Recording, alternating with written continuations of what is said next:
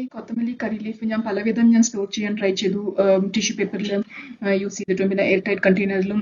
ചിലപ്പോൾ അത് പെട്ടെന്ന് കേട് വരാതില്ല, അത് നമുക്ക് യൂസ് ചെയ്യാൻ പറ്റാതെ. ഈ രണ്ട് ബോക്സ് ഞാൻ മേടിച്ചത് എനിക്ക് കുക്കിംഗ് ടൈമിൽ വളരെ യൂസ്ഫുൾ ആണ്.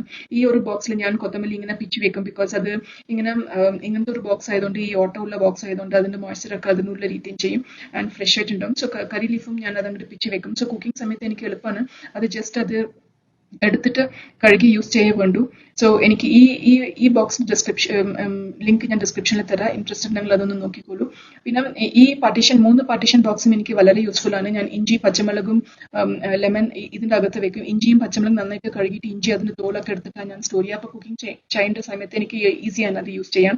ജസ്റ്റ് ബിക്കോസ് എല്ലാ കുക്കിങ്ങിലും നമ്മൾ ഈ ഐറ്റംസ് ഒക്കെ നമ്മൾ എപ്പോഴും യൂസ് ചെയ്യും. സോ ഇതൊന്ന് ട്രൈ ചെയ്ത് നോക്കൂ. ഈ രണ്ട് ബോക്സിന്റെ ലിങ്ക് ഞാൻ ഡിസ്ക്രിപ്ഷനിൽ കൊടുത്തിട്ടുണ്ട്. ഇൻട്രസ്റ്റ് ഉണ്ടെങ്കിൽ ചെക്ക് ചെയ്യൂ. ഈ ഒരു ചെറിയ ടിപ്പ് എല്ലാവർക്കും ഇഷ്ടമായി വിചാരിക്കുന്നു. Please subscribe to my channel.